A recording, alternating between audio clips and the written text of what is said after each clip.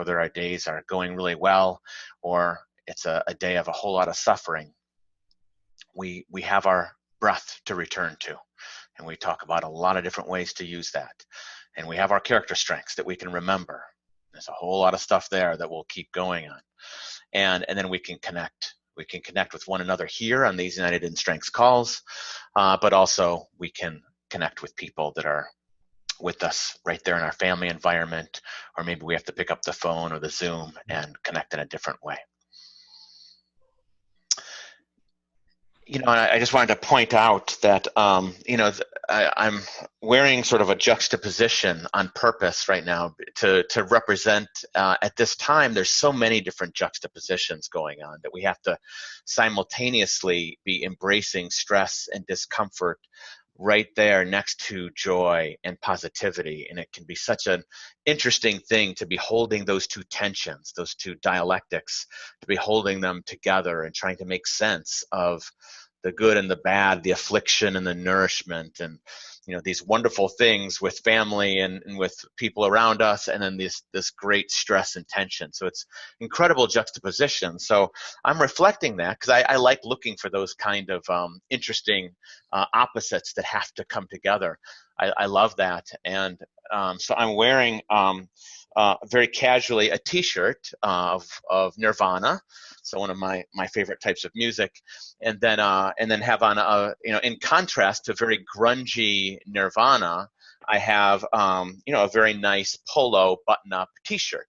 And so they're coming together. I don't know if they're coming together nicely or not, but they're different blues and so on. So be thinking about that in your own life, not Nirvana and polo coming together, but be thinking about those kinds of juxtapositions and how you can hold those two tensions together. And that's what mindfulness and character strengths can help us to do, for us to be aware of the discomfort and the good all at once. So we want to also thank you for your feedback on United in Strengths, your feedback and participation in the Facebook group that we're all taking part of. And your feedback helps us as we think about future sessions. Some of you have noted different things that you're interested in. And one of the more common comments that people have been making that they want from United in Strengths, which is consistent long before United in Strengths as well, is wanting more tools, wanting more ways to build character strengths, more ways to help with our stress. So I think that this session here today will help with that. So let's get into it. Let's get into curiosity. This is one of my favorite strengths to talk about, and it's one of my signature strengths, which doesn't necessarily mean anything in terms of it being favored to talk about. And what I'm going to do in this session and then in the other sessions is to focus a little bit more on research than last week. So it'll still be practical and still have stories and so on, but I want to bring in a little bit more research, since the VA Institute is first and foremost a scientific institute. It tries to aggregate the science. It tries to reflect the science back. It tries to make this latest research practical for all of us. And I know that's part of the reason so many of you are so attentive to VIA and to this character strengths work, since it has such a strong foundation in science and continues to move forward, in a large part because of the science that unfolds. So I'm going to reflect a little bit more on the science this week specifically. And before we get into curiosity, I wanted to share a little quick anecdote that I think will be of interest to a lot of you, a little prelude. I was on a call last week with Marty Seligman and several others, and Marty made a sort of a side comment about a distinction that seems to be emerging in terms of infections.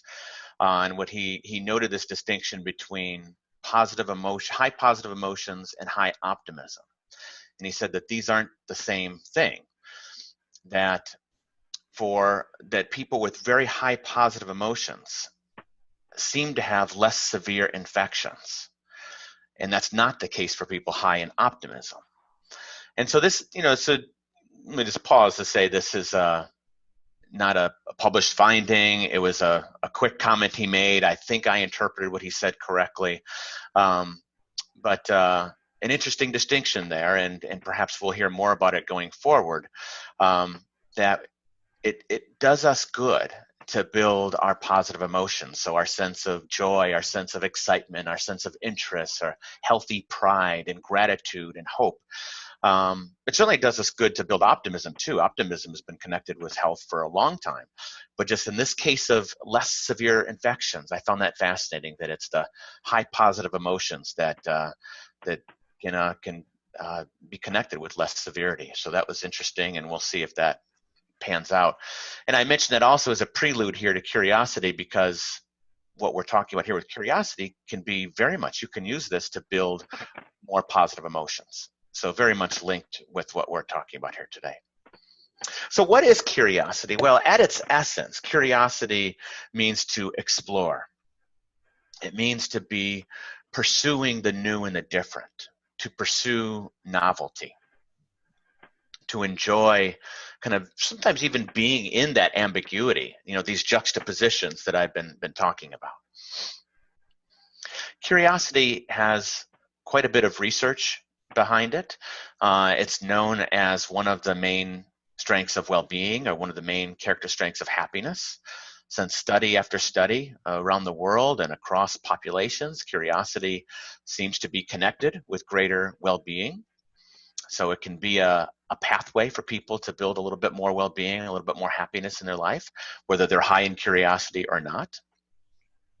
And in either case, if you're high or moderate or low in curiosity, the things I'll be talking about here today, I think, can be of helpful to any of those categories. Curiosity is also an engagement strength. So when it comes to trying to engage more with the present moment, engage more with your work, even though you're working in a very different situation perhaps now, trying to engage more with your family, with whatever it is you're doing, to connect more with what you're doing, curiosity is one of the single best character strengths you can do to be more engaged. Because if you think about it, what really is engagement?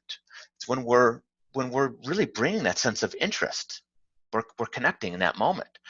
So if I'm talking with my wife and I ask a question, I have to be at least somewhat engaged, somewhat curious with that questioning. If I'm asking that question, I'm then engaged. Whereas I could certainly be disengaged the moment that I kind of turn away from her or turn away from my child and pay attention to something else. I'm not being very curious, it seems, and I'm not being very engaged.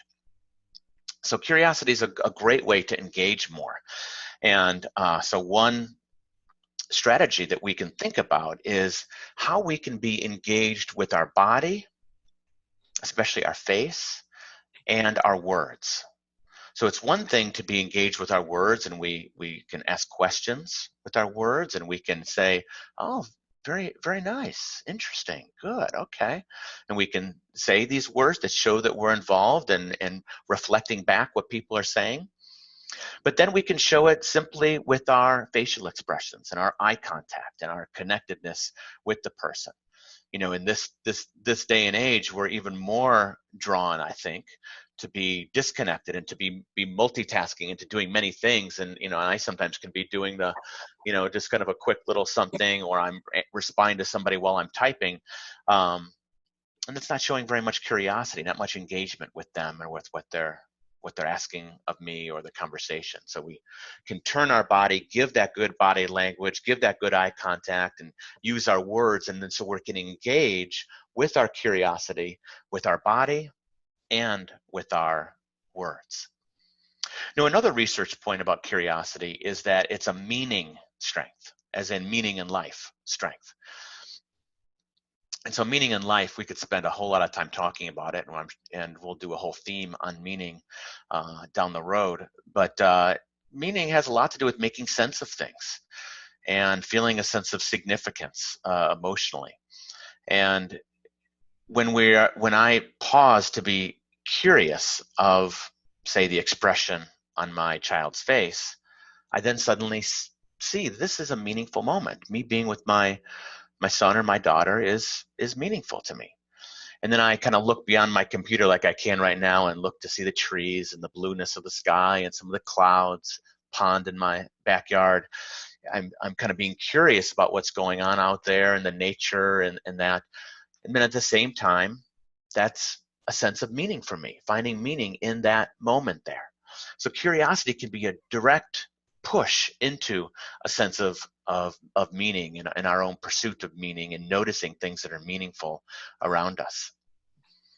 And so all of that's relevant for today, because today the Monday session is always focused on oneself, the personal application. So engagement and meaning are very helpful on that individual level as we're thinking about it. And of course, we can bring curiosity to others too, and I'll say more about that in a moment. So to help us further unpack curiosity, I'd like to delve into something, a question that has come up from several of you, and that's to get in a little bit into the overuse. Some of you have been interested in combinations, so what I'm about to go into is we're going to get into some of the overuse. We're going to get into combinations, how curiosity combines with other character strengths, and kind of some of these dynamics. And so to do that, I'd like to turn to more research. And so probably the leading curiosity researcher in the world is Todd Kasdan at George Mason University. And so he and his colleagues have looked at thousands of adults. And in one particular study, it looked at thousands of adults. And really, we're trying to map out the different dimensions of curiosity to try to unpack curiosity in an even more in-depth way. And what he found is that there are 5 main dimensions to curiosity, and I'm going to focus on 3 of them. And these 3 we'll look at in terms of what they are, the overuse, and then how we can potentially build upon any of those. So kind of more tools around each of these. So let's start with the one that's maybe most obvious, sort of the main one we think of when it comes to curiosity, the one that's most linked with the VIA definition of curiosity and what is measured on the VIA survey. And that is what Todd Kasdan calls joyous exploration.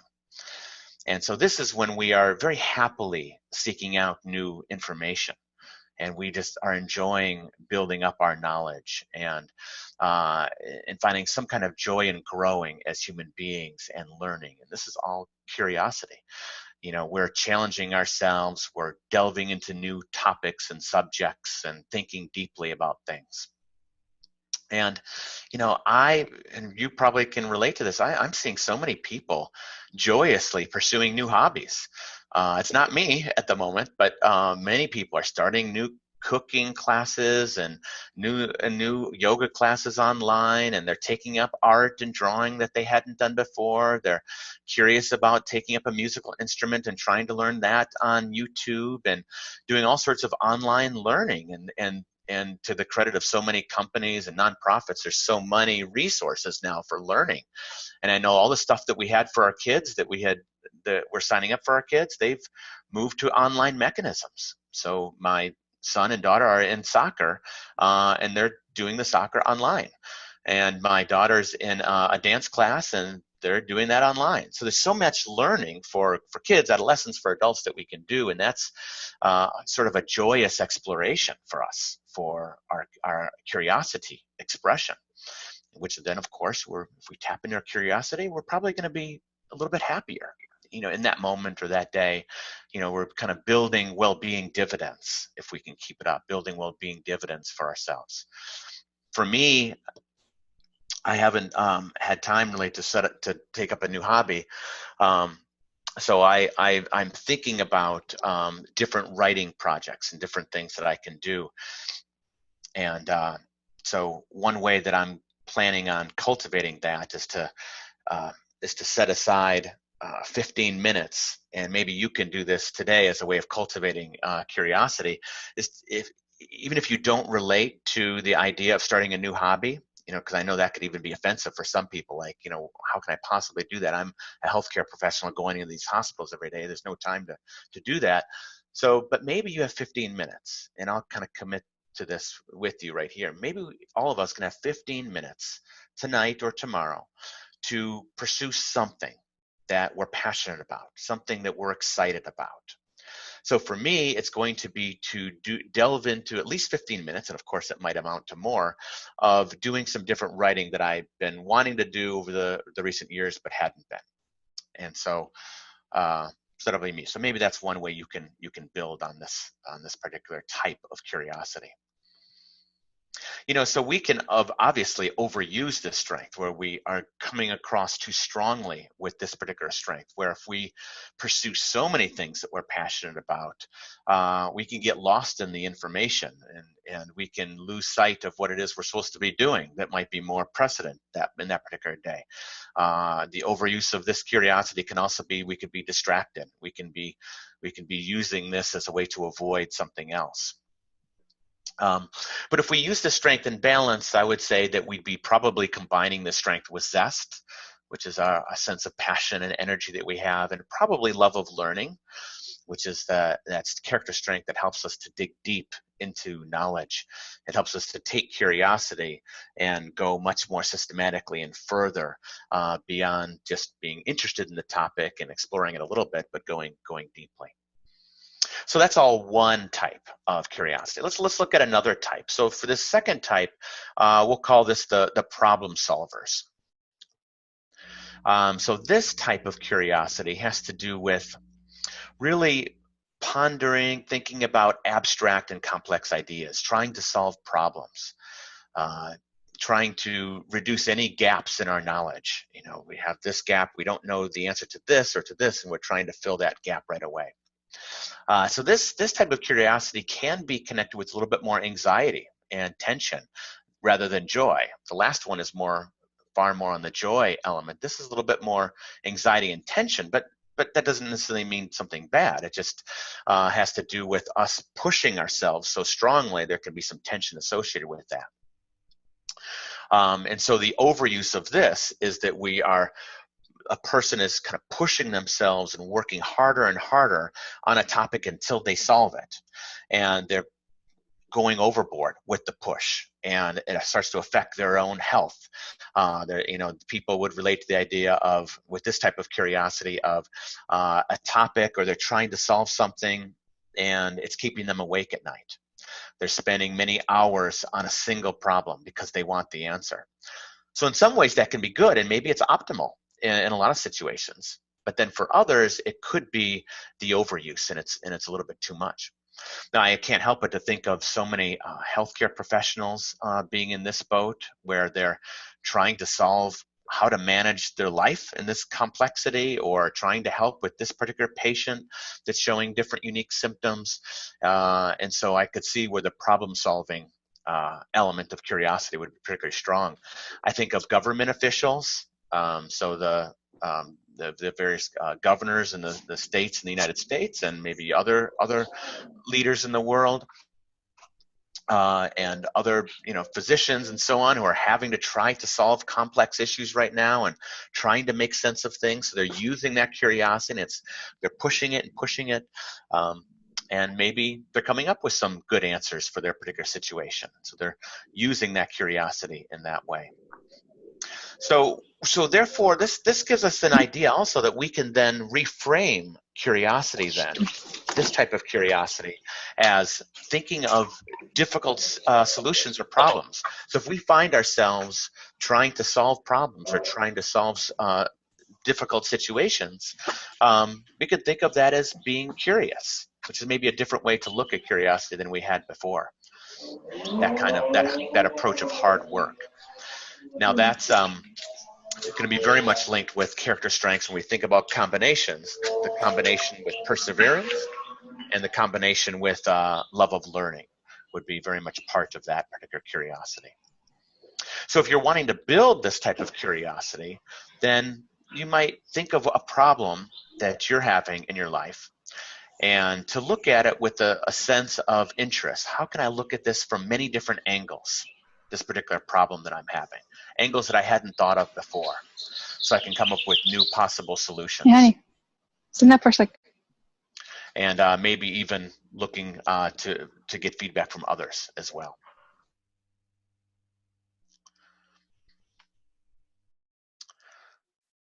think we had an issue with the meeting. Okay, I'm back. And then the third type of curiosity that I'll talk about is a social curiosity.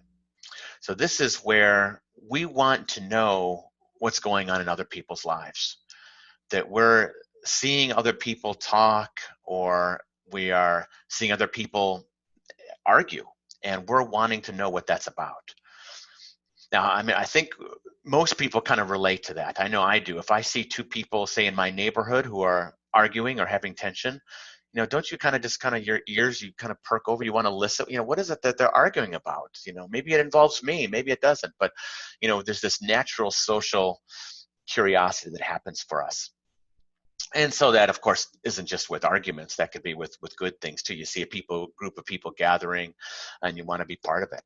I know sometimes when I look out my window in my neighborhood, and I sometimes see my neighbors tend to get together about once a week outdoors, but they do it about 6 feet apart in their kind of recliner chairs in our cul-de-sac. And my curiosity unfolds like, oh, I kind of want to be out there with them and hear what they're talking about, and I want to be part of it and sharing. So that's kind of a social curiosity that can emerge. And this social curiosity is also about empathizing and understanding what's going on for the other person. So the overuse of this strength is kind of obvious. We can push ourselves too much and be kind of nosy and even eavesdropping on people. So that's, yes. I'm just going to make the comment that we're coming up to the half hour, and I don't want people to miss out on the meditation. Yeah, I was watching the time and seeing that I was being too excited about everything I'm talking about here. You've been zesty. So right at the end here, and then moving into the meditation. So to cultivate this curiosity, this social curiosity, you can certainly think about who are you curious about in your life, and then to take action with that, to give that person a call, to reach out to that person, and then to do what's called active curiosity as opposed to passive curiosity, where you actively ask them questions and connect with them and build off of the good, starting with the good and building off of that with what they're talking about. So as a transition from this part to the meditation, I'm curious if you know that part of the main definition of mindfulness that researchers have agreed upon, which is not commonly known, except for those of you that have taken a VIA course, is mindfulness is the self-regulation of our attention with an attitude of curiosity, openness, and acceptance. So two character strengths are right at the heart of what mindfulness actually is referring to. And so we're going to be talking about that part, about that curiosity part. So I want to then invite you for this meditation. I'll begin it and end it with the bell. I'm going to invite you to be curious about yourself. So I'll lead us through that across a couple different dimensions of being curious about ourselves.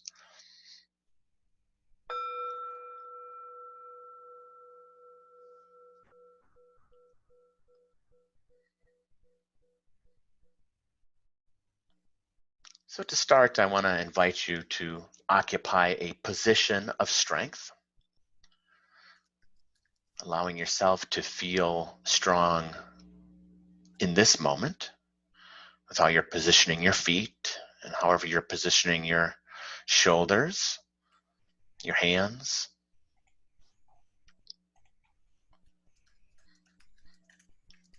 Whether your eyes are open or closed. I want to invite you to be curious about you for a moment. Taking an approach of learning and exploration.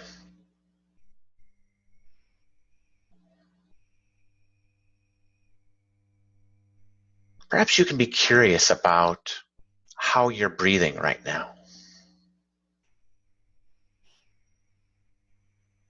Maybe curious if you're breathing in more through your nostrils or your mouth.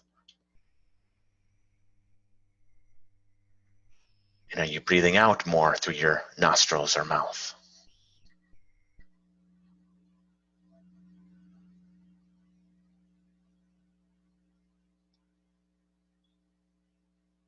perhaps interested in whether or not you're inflating the fullness of your belly as you breathe in,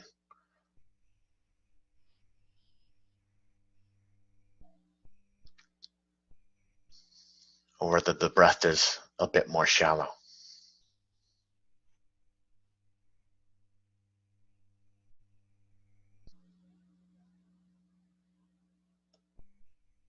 Being curious and interested in your body right now. Curious about any tension in your body.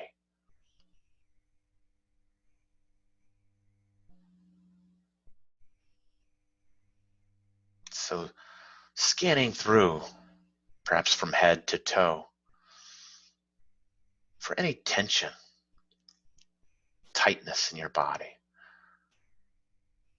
Being curious about it, rather than getting upset about it.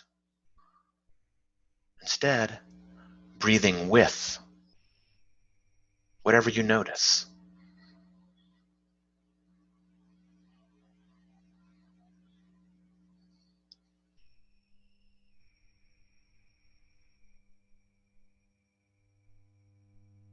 And maybe you can be curious about any positive sensations in your body.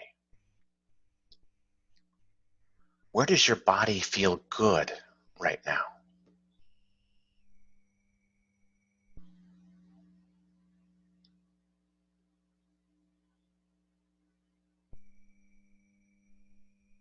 What do you like about your body right now?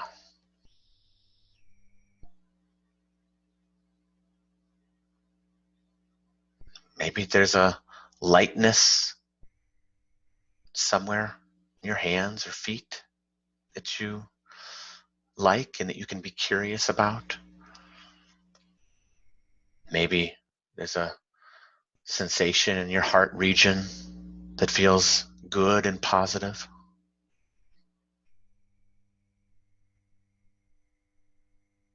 So being curious about any positive sensations that you can feel right now.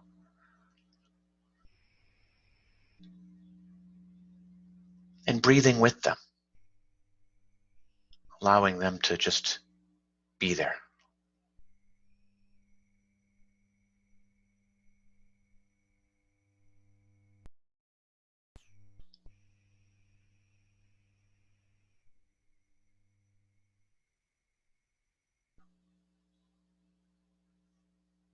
And perhaps you can be curious right now about any upsetting or afflictive emotions.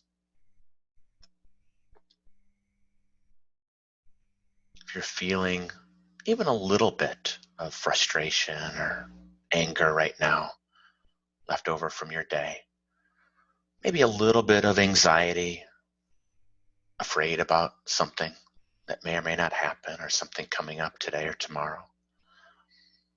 Maybe a little bit of sadness or disappointment for something that's happened recently in your life. So we can apply that curious learning, apply that curiosity to that afflictive emotional experience. Breathe with it. Allow it to be.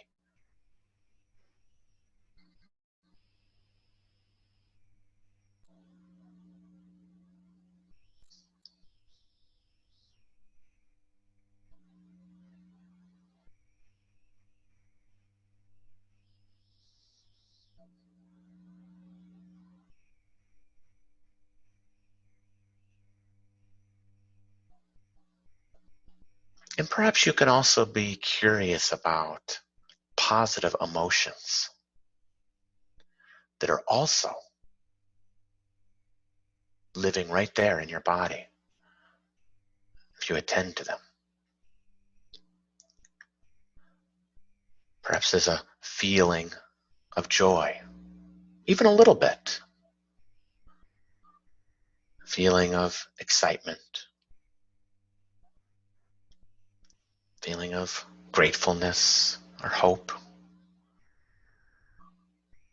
feeling of interest, feeling of healthy pride, a feeling of serenity or peace, however small, however large. And the idea is whatever you identify, to be curious about it, be interested in it, explore it. Breathe with it.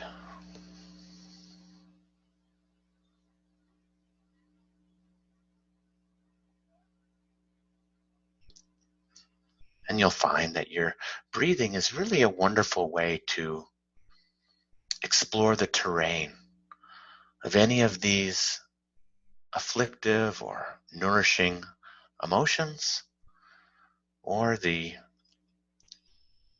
tense sensations or pleasant sensations, as well as your in-breath and out-breath.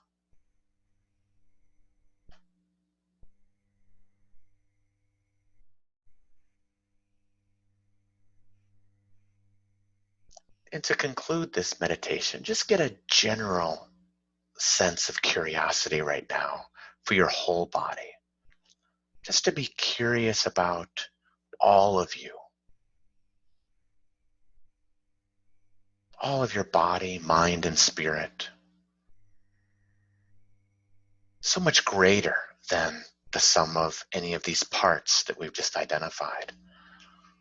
So perhaps you can be curious about the mystery of how it all comes together, how it's all integrated.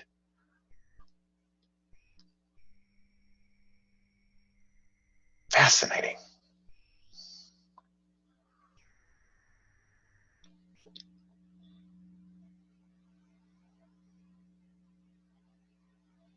Pure curiosity.